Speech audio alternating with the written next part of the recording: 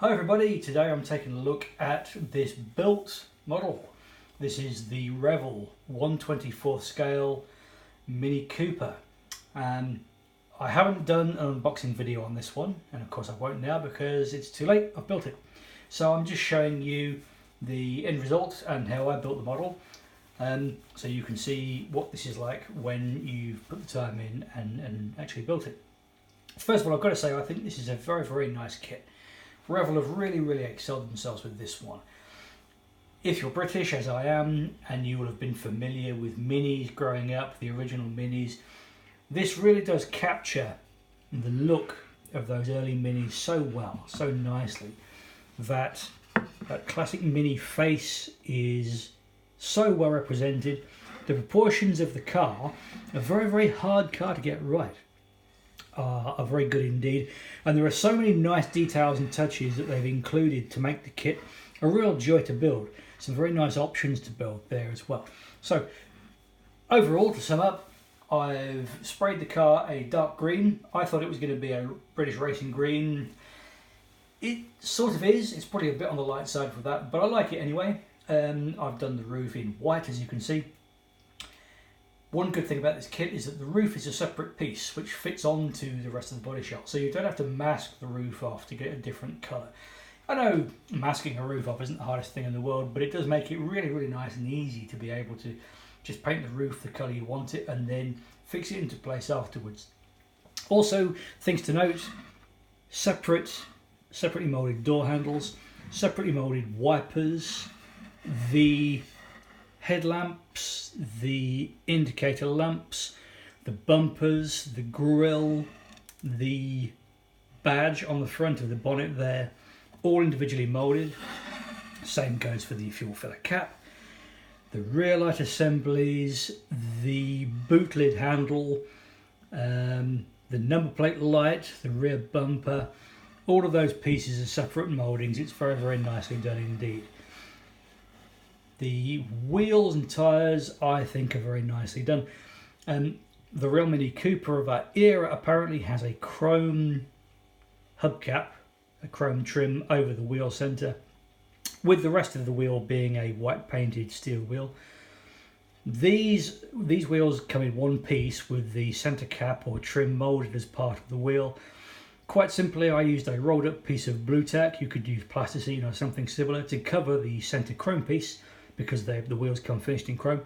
I just masked off that centre chrome piece with a piece of rolled up blue tack, sprayed them white, took the blue tack off, and hey presto, I've got the result you see there, which to my eyes is perfectly okay.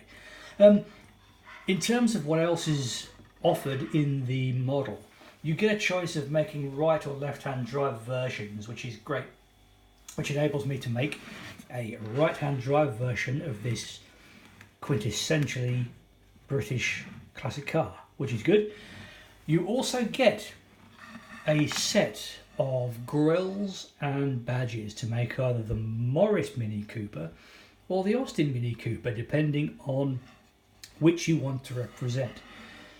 They go to an extraordinary level of detail to give you those options, and as you can see on mine here, I don't know if you can pick it up, mine is a Morris Cooper.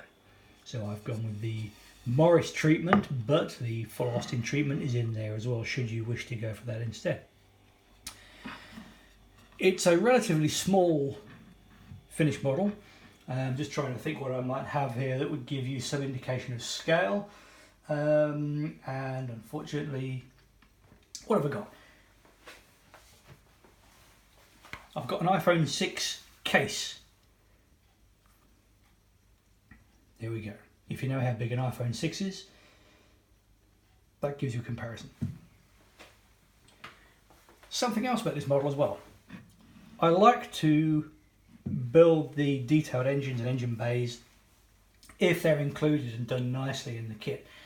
Sometimes the engine bay isn't very well finished, and sometimes the bonnet or hood of the kit doesn't fit sufficiently well to make me want to make it openable or removable. So sometimes I just seal the bonnet shut, just to make the finished model look better when it's on display.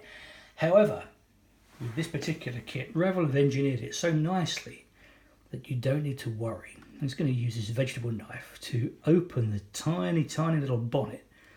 And when I say tiny, there's my thumb, give an indication of scale. And maybe I can show you the tiny, tiny engine in there with the wealth of detail that can be built in. I don't think that's coming up particularly convincingly on camera. I apologise for that. So what I'm trying to say is, first of all, if you want to detail the engine and build it, go for it. It'll look good. If you then want to be able to display it, you can do the same, because the bonnet has this nice hinge arrangement which allows it to open very realistically while being attached to the car. And then, because it's been so nicely made, it goes back very nice and tidy, so you can display it with the bonnet closed. All in all, I would say if you're at all interested in British cars, classic cars, I recommend picking up this kit from Revell. It was widely available at the time I bought this a few years ago. I'm not sure how easy it is to get hold of now, but I would say if you pick one up, take a look at it, you won't be disappointed with what you find. And really the options enable you to make something to your own that fits in with what you wanted. I wanted a British Racing Green Mini Cooper with a white roof, and that's what I've got. You can choose to make either the Austin or the Morris, you can choose left or right hand drive, and of course then you've got the various colours that you could, the various different colour options that you could go with as well. All in all, I'm very, very pleased with this. Also, just a note that it comes with various different number plates and licence plates, including what I think are some pretty realistic looking 1960s British plates there as well, which just set it off an absolute treat. I'm pretty happy with that. If you see one and you like the look of it, don't hesitate, pick it up. I think you'll enjoy it. Thanks very much for watching.